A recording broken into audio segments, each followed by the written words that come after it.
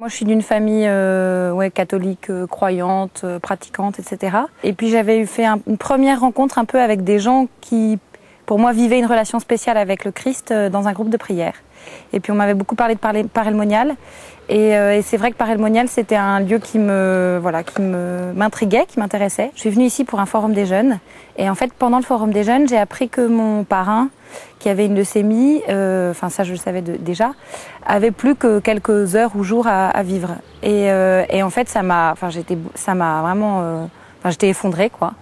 Et donc je me suis mise à pleurer comme une madeleine et je suis allée me planquer, c'était vraiment ça, me cacher à la chapelle des apparitions en me disant il faut que je trouve un endroit où on n'ira pas m'embêter et où je pourrais vraiment vider mes vannes, quoi. Et je me suis assise, je revois encore très bien quel banc, où. Et puis en fait, de façon très miraculeuse, pour moi, ça tient vraiment du miracle. J'ai été consolée, comme consolée par le Seigneur. Et puis, je connaissais pas forcément très bien le message de Paray-le-Monial, l'histoire des apparitions. Et j'avais vraiment cette phrase dans le cœur: je suis doux et humble de cœur. Et c'était comme si on avait épongé mes larmes, comme si on m'avait consolée. Et ça n'a pas du tout, ôté la tristesse que je pouvais avoir de savoir que mon parrain était en train de mourir, mais ça m'a vraiment comme si j'avais posé mon front sur l'épaule de quelqu'un qui vraiment me consolait. En fait, sur le moment, j'étais vraiment, je savais pas trop si c'était moi, mon imagination, Et puis donc c'était pendant le forum des jeunes et puis il y avait des gens qui avaient un petit badge écoute. Écoute témoignage. Et du coup, je suis allée dire ça, mais vraiment un peu comme, j'avais besoin de le dire à quelqu'un. Et puis la personne à qui je l'ai confié m'a dit, mais c'est génial, il faut absolument que tu témoignes et tout. Et moi, à ce moment-là, petit vélo dans la tête, non, c'est bon, j'ai rêvé. De toute façon, il fallait bien que je m'arrête de pleurer un jour ou l'autre. Et puis donc j'ai témoigné à la dernière veillée du Forum des Jeunes en flippant complètement. Et en fait, ce qui m'a beaucoup touchée, c'est qu'à la suite de cette veillée, il y a alors que moi j'en étais encore un peu à me demander si c'était vraiment réel ce qui m'était arrivé, plein de gens qui sont venus me voir en me disant écoute, c'est super cette rencontre que tu as fait avec le cœur de Jésus. Moi, j'ai telle difficulté dans ma famille, tel problème, tel machin. Je vais prier le cœur de Jésus pour qu'il vienne lui aussi me consoler dans mes difficultés.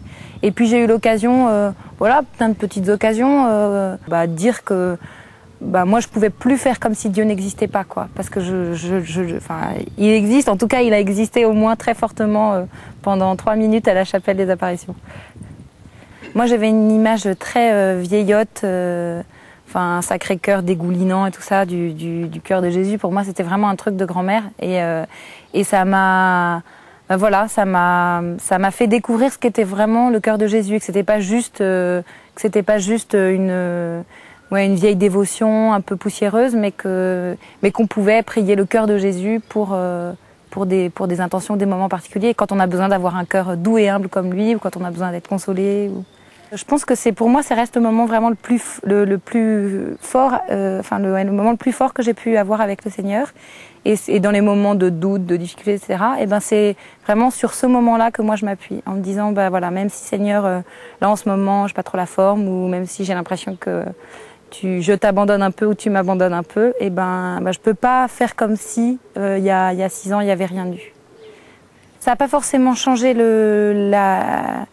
la forme, le déroulement de ma vie de foi, parce que je pense que j'avais eu la chance, grâce à mes parents, à pas mal d'autres rencontres, d'avoir déjà une vie de foi un peu construite.